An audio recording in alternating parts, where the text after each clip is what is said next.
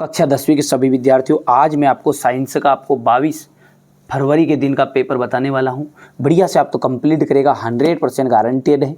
यही प्रश्न पत्र हूबहू आपको परीक्षा हॉल में देखने को मिलेगा। चलिए तो देर किस बात की, फटाफट से शुरू करते हैं। निम्न में से कौन सा गुण प्रायः धातुओं द्वारा प्रदर्शित नहीं किया जाता? चमकेंद्र। भोजन नली के किस भाग में भोजन का पूर्ण पाचन होता है? क्षुद्रांत। मस्तिष्क उत्तरदायी होता है सोचने के लिए, हृदय के स्पंदन के लिए, कि शरीर के संतुलन के लिए, कि इनमें से सभी के लिए? तो यहाँ पर इनमें से सभी के लिए। मुकुल द्वारा आलैंगिक जनन किसमें होता है? ईस्ट में होता है। किसी बिंब का अवतल दर्पण द्वारा बना प्रतिबिंब आभासी, सीधा तथा बिंब से बड़ा पाया गया वस्तु की स्थिति कहाँ होनी चाहिए? तो दर्पण के ध्रुव और फोकस के बीच में। सामान्य वयस्क के लिए सुस्पष्ट दर्पण की अल्पतम दूरी क्या होती है? लगभग 25 सेंटीमीटर। यहाँ से आपका देख सकते हैं हमारे बच्चों के लिए, मैंने इंग्लिश मीडियम वाले बच्चों के लिए भी रखा है कवर करके, ठीक है। ये यहाँ से आप करेंगे बढ़िया से, थोड़ा सा छोटा कर देते हैं मामूली सा, ये हो गया। इसके बाद में ये छटा जाएगा। रिक्त स्थान है, एक ऐसी अभिक्रिया है जिसमें 2 या 2 से अधिक अभिकारक मिलते हैं और संयुक्त होते हैं, जिसे C+O2 CO2, तो ये अभिक्रिया कहलाती है आपकी संयोजन अभिक्रिया। आघात वर्धिता एवं तन्यता धातुओं का प्रमुख गुण है। वे सभी प्रक्रम जो सम्मिलित रूप से अनुरक्षण का कार्य करेंगे जैव प्रक्रम कहलाएंगे। हमारे शरीर में नियंत्रण और समन्वय का जो कार्य है वो तंत्रिका तथा हार्मोन्स के द्वारा होता है। नर युग्मक और मादा युग्मक में संलयन को हम निषेचन कहते हैं। पीढ़ी दर पीढ़ी विभिन्न लक्षणों का संचरण आनुवंशिकता कहलाता है। यहाँ से आप देख सकते हैं बढ़िया से, ठीक है। इसके बाद में ये यहाँ पर है सही जोड़ी की हम बात करें तो प्रतिरोधकता का मात्रक ओम मीटर। अपसारी दर्पण का जाएगा उत्तल दर्पण और अभिसारी हो जाएगा अवतल दर्पण। पादपों का जो लैंगिक भाग होता है ना वो पुष्प होता है। जनक से पौधे से उत्पन्न पीढ़ी पुत्री पीढ़ी। नेत्र गोलक 2.3 सेंटीमीटर। चुंबकीय पदार्थ का जाएगा लोहा, हो गया इतना। इसके बाद में ये यहाँ से आप कंप्लीट करोगे। एक वाक्य में उत्तर है, अम्ल एवं क्षार की अभिक्रिया से क्या बनता है? लवण और जल बनता है। 2 धातुओं के नाम बताइए जो प्रकृति में मुक्त अवस्था में पाई जाती है, मिलती है, सोना और चांदी। किस हार्मोन की कमी से मधुमेह रोग होता है? तो इंसुलिन। रजोधर्म की अवधि कितने दिनों की होती है? तो रजोधर्म की अवधि होती है 2 से 8 दिन की। लेंस सूत्र क्या है? 1/f इक्वल होगा 1/v माइनस 1/u। वोल्ट मापी को परिपथ में किस प्रकार संयोजित किया जाता है? तो समांतर क्रम में संयोजित किया जाएगा। यहाँ से हमारे इंग्लिश मीडियम वाले बच्चे लेंगे। ये अपना सत्य है ना, बढ़िया से कंप्लीट करेंगे। ये यहाँ से देख सकते हैं, पूरा सॉल्यूशन दूंगा, आपको घबराना नहीं है, ठीक है। पर लेकिन उससे पहले आपको पेपर को देखना है, कौन कौन से क्वेश्चन आ रहे हैं, उनका सॉल्यूशन भी अभी आपको प्रोवाइड करा रहा हूँ। ये क्वेश्चन नंबर 6 हो गया, 7 हो गया है, ये 8 है, ये आपका 9, ये 10, ठीक है, हो गया। 10 के बाद में ये क्वेश्चन नंबर आपका 11 रहेगा। ये आनुवंशिकता क्या है? ये क्वेश्चन नंबर 12 है आपका। ये 13, ठीक है। यहाँ से अभिसारी लेंस किसे कहते हैं? आयताकार कांच के गुटके में प्रकाश के अपवर्तन का आरेख। ये क्वेश्चन नंबर 14 है आपका। यहाँ से आप देख सकते हैं, बढ़िया से करना है, कंप्लीट है ना। पूरा सॉल्यूशन मैं आपको दे रहा हूँ, यही हूबहू पेपर आएगा। आप तो चिंता मत करिए बिल्कुल भी, है ना। अच्छे से तैयारी करिए बस, अच्छे से, है ना भैया।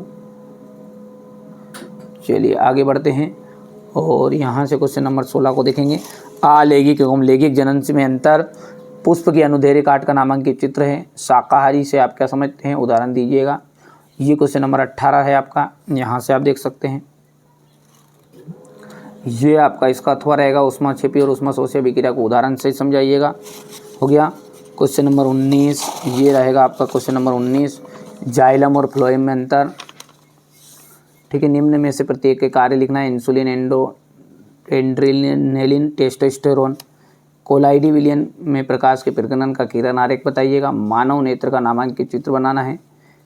यहाँ से देख सकते हैं विरंजक चूर्ण का रासायनिक सूत्र और 2 उपयोग। अम्ल की विशेषताएं आपको बतानी है। ये 21 तक हो गया है। 21 के बाद में ये 22वां देखते लीजिए ध्यान से यहाँ से। हो गया। हेक्सेन के सभी संभावित समव्ययी और संरचना सूत्र लिखना है। ये क्वेश्चन नंबर आपका 23 रहेगा। मादा जनन तंत्र का निम्नलिखित भागों एवं कार्यों का उल्लेख करना है। अंडाशय, गर्भाशय, फैलोपियन ट्यूब, ठीक है, ये इसका अथवा रहेगा। और प्रकाश संश्लेषण की क्रिया का समीकरण आपको बताना है। तो ये मैंने आपको पूरा पेपर बता दिया। चलिए इसका सॉल्यूशन देख लेते हैं। ये है ना, इसके पहले अपन ने सेट ए बी सी तक का सॉल्यूशन देख चुके, नहीं देखा है तो देख लेना है ना। 22 फरवरी से पहले आप इस 6 पेपरों को जरूर एक बार सॉल्व करके जाना, ठीक है भैया, यदि आप वास्तव में अच्छे से टॉपर बनना चाहते हैं तो। ठीक है, ठीक है। तो यहां से अपन देखिए क्वेश्चन नंबर ये 6 है। द्विविस्थापन अभिक्रिया किन्हें कहते हैं? देखिए द्विविस्थापन का मतलब भी क्या है, देखिए प्रश्नों को ध्यान से समझिए। द्वि जिसमें केवल आयनों का आदान प्रदान होगा उसे हम कहेंगे द्विविस्थापन अभिक्रिया। ठीक है भैया, आप तो अच्छे से अच्छा, ये यहाँ पर बच्चों ने नोट्स बनाते समय गलती करी है क्या कि ये समीकरण आपका एक लाइन में आना चाहिए, ये 2 में कर दिया, तो आप इस गलती को सुधारना है। ठीक है, वायु में जलाने से पूर्व मैग्नीशियम रिबन को साफ करते हैं क्योंकि उसके ऊपर एक धुंधली मैग्नीशियम ऑक्साइड की आरक्षक परत जम जाती है और उसे हटाने के लिए है ना इसे साफ करना पड़ता है। इसके बाद में देखिए प्लेटिनम, सोना, चांदी के आभूषण का उपयोग आभूषण बनाने में क्यों करते हैं? देखिए आभूषण बनाने में किनका उपयोग करेंगे? जो आसानी से संचरित नहीं होगी, खराब नहीं होगी। तो प्लेटिनम हो गया है, सोना हो गया है, चांदी हो गया है, ये अत्यंत ही क्षीण क्रियाशील होती है तथा इनका संचारण नहीं होता है, इसलिए इनका उपयोग हम आभूषण बनाने में करते हैं। सोडियम, पोटेशियम, लिथियम को मिट्टी के तेल के अंदर संग्रहित, ठीक है, संग्रहित किया जाता है क्यों? तो देखिए सोडियम हो गया है, पोटेशियम हो गया, लिथियम, ये अति क्रियाशील धातु है और वायुमंडल की आर्द्रता भी ही क्रिया करती है, तो इसलिए इन्हें हम क्या करते हैं? बचाने के लिए आर्द्रता से भी यहाँ पर से भी क्रिया कर सकती है, इसलिए इन्हें है ना तेल को उसके अंदर संग्रहित किया जाता है ताकि ये नमी से के संपर्क में ना आए। चलिए अगला है आपका संचारण से सुरक्षा के 2 तरीके बताइए। तो यसद लेपन हो गया है और क्रोमियम लेपन आपका हो जाएगा। 1-2 और करना, बच्चों ने यहाँ पर थोड़ी सी गलती की है ना, ये अपने को गलती नहीं दोहरानी, आप तो बढ़िया से कंप्लीट करना है। तो देखिए इलेक्ट्रॉन बिंदु संरचना बहुत ही सिंपल है। मीथेन की अपन सीखते हैं CH4। देखिए C है यहाँ पर, ध्यान से समझना आप, तो है ना, ये C रहा आपका और H कितने हैं इसमें? 4 H है, तो एक H तो आप यहाँ पे लिखोगे 1 2 और ये 3 और ये क्या 4। अब हर एक H के बाह्यतम कोश में कितने इलेक्ट्रॉन है? 1 है, तो ये 1, इसका भी 1, इसका भी 1 और इसका भी 1, ठीक है। और कार्बन के पास 4 है तो इसको दे देंगे 1, तो 1 2 3 4 कार्बन के हो गए। अब हमको पता है हाइड्रोजन जो है ना 2 में ही आत्मा तृप्त हो जाती है, तो ये देखिए सहसंयोजी आबंध बना लेगा इस तरह से। भैया तू मेरे को 1 दे दे यार, ठीक है, ये इस तरीके से ये यहाँ पर है, ठीक है, ये यहाँ से है ना। अब ये 8 भरेगा, कार्बन के लिए कितना चाहिए? 8, तो 2 तो यहाँ से, 2 यहाँ से 4, 4 2 6 2 8, तो ये गोल घेरा आपका यहाँ से होता हुआ इस तरीके से करना है। थोड़ा सा सफाई लानी है, सफाई मेरे हाथों से नहीं आती है, ये मैंने समझा दिया केवल, है ना। इस तरीके से आपको बनाना है, गोल गोल घेरा, है ना भैया, ये इस तरीके से बना लोगे आराम से, ये है ना। चलिए मेथिन के बाद में क्या है आपका? एथिन है, तो यहाँ पर लिख लेते लाइन की एथिन इलेक्ट्रॉन बिंदु संरचना। तो देखिए एथिन की बारी है, तो एथिन की बहुत सिंपल है। एथिन में कितने कार्बन है वो बताओ आप? तो 2 कार्बन है, यहाँ से C हो गया है और ये C हो गया है, और H रहा तो ये एक H यहाँ पे लिख दो, एक H यहाँ पे लिख दो, एक H यहाँ पे लिख दो और एक H यहाँ पे लिख दो, ठीक है भैया। यहाँ से H के पास कितने हाइड्रोजन के पास में बाह्यतम कोश में? एक हो गया। अब कार्बन के पास कितने हैं? 1 2 और 2 बचे हैं, तो 2 अपन इसके यहाँ पर लिख देते हैं, है ना। किसके? इस कार्बन के। इस कार्बन के पास भी कितने हैं? 4 है, तो ये 1 2 और 3 और ये 4। अब देखो हाइड्रोजन की आत्मा तृप्त करो पहले, तो कितने हो जाएगी इसकी? तो 2 में, समझ में आ रहा है? ये यहाँ पर 2 में हो जाएगी इसके साथ, मतलब हो गया। अब इसके बाद में यहां से अपन आगे बढ़ते हैं, तो ये कार्बन 8 में छापेगा, तो ये यहाँ से 2 2 4 4 और 4 यहाँ पर 8, ये 2 हो गया है, ये यहाँ से 8 देख लो गौर से। अब ये कार्बन भी 4 तो यहाँ पर और 4 यहाँ से लेगा, तो ये यहाँ से ये इलेक्ट्रॉन बिंदु संरचना बहुत सिंपल है। वैसे एक सेपरेट वीडियो मैंने बता भी दिया, चैनल पर आप देख लेना है ना। तो ये आपका यहाँ से स्क्रीनशॉट ले लो, बढ़िया से सफाई लानी है।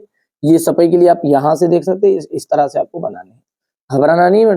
2022 में आया था, रिपीट होने के चांसेस इस साल बहुत ज्यादा। चलिए इसके बाद में ये मीथेन का हो गया, ये एथेन का हो गया। इसे एथेन भी कहते हैं और उसे मेथेन भी कहते हैं। ठीक है भैया, सहसंयोजी आबंध क्या है? कार्बन है, क्योंकि किस प्रकार का आबंध पाया जाता है, ये यहाँ से आप कर सकते हैं। क्वेश्चन नंबर जो 9 है वो प्रकाश संश्लेषण क्या है? ये सब मैंने चीजें ना पहले से ही चैनल पर सेपरेट वीडियो बना रखे हैं। एक बार आप सर्च करोगे ना तो प्रश्न बोल देना है और चैनल का नाम बोल देना है ना, तो बढ़िया से आ जाएगा। जो यहाँ से प्रकाश संश्लेषण के लिए पत्तियों के लिए आवश्यक क्या क्या विशेषताएं होनी चाहिए, तो इसमें आपको विशेषताएं 4 करनी है ना। यहाँ पर 2 लिख दी है बच्चों ने, तो 2 नहीं, आपको 4 ही विशेषताएं यहाँ पर करनी पड़ेगी। ठीक है, और मैं आपको दे भी देता हूं निकाल के।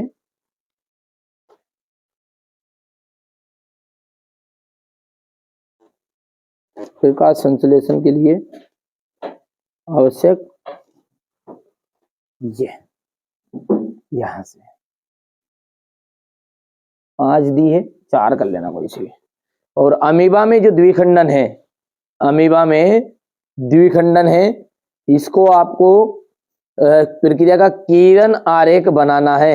और किरण आरेख अमीबा में द्विखंडन का ये यहाँ से आपको बनाना है। बना पाओगे बढ़िया से, है ना? सिंपल है, कोई ज्यादा कठिन नहीं है। ये डिजाइन मैनेजर तो सिंपल, बहुत सारे यूट्यूब पे वीडियो मिल जाएंगे आपको इसका द्विखंडन का, है ना भैया। चलिए इसके बाद में हो गया है द्विखंडन जो है बहुखंडन से किस प्रकार भिन्न है। इसके बाद में यहाँ से देखिए, ये बच्चों ने थोड़ा सा गलती कर दी नंबर डालने में। ये क्वेश्चन नंबर 11 है ना, एक सीरियल बाय सीरियल लिख दिया, ठीक है, यानी कि गलत हो गया था नंबर। तो ये 10 लिखा तो समझो 11 है ना, और मैंने लिख भी दिया वैसे। इसके बाद में यहाँ से आनुवांशिकता क्या है, ये क्वेश्चन नंबर 12 आपका।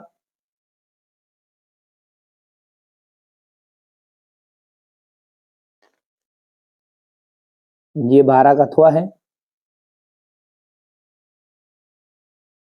अभिसारी लेंस किसे कहते हैं? वे प्रकाशिक लेंस जो आपकी समांतर किरण पुंजों को अपवर्तन के पश्चात एक बिंदु पर अभिसारी कर देते हैं, उन्हें अभिसारी लेंस कहते हैं। ये प्राय उत्तल लेंस के होते हैं। यहां से देख लीजिएगा,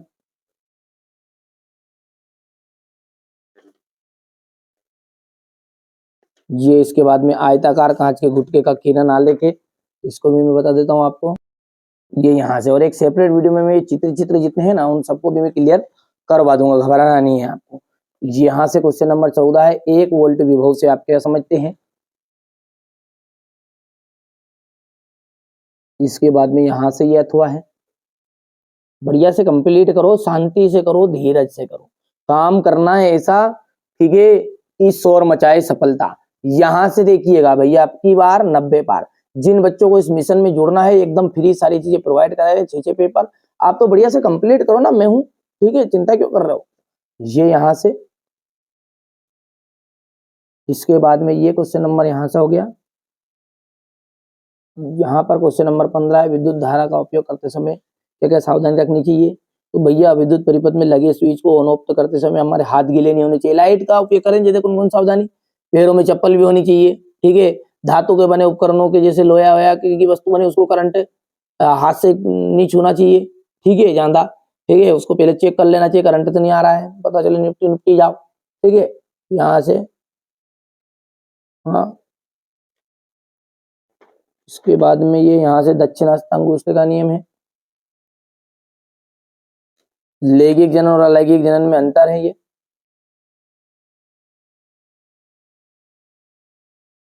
ये सारी चीजें मैंने बता भी दी पहले से। ये यहाँ से पुष्प का अनुदैर्ध्य का नामांकित चित्र है। ये चित्र वाले एक वीडियो, एक सेपरेट वीडियो में बता दूंगा आपको, बना के बढ़िया से आप तो कंप्लीट कर लेना बस, है ना। फिर चलिए ठीक है, एक सेपरेट वीडियो में सारे चित्र आ जाएंगे ना भैया। ये आपका क्वेश्चन नंबर 17 है। ये इसका अथवा,